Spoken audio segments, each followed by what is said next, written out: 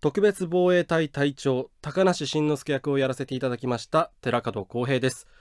今回こういったドラマ CD に参加するのは初めてだったんですけれどもね、役者さんたちと楽しく収録ができたと思います。そしてですね、隊長ドラマ CD 内に一箇所やらかしてるところあると思いますんで、ぜひですね、そこを聞いて発見してみてください。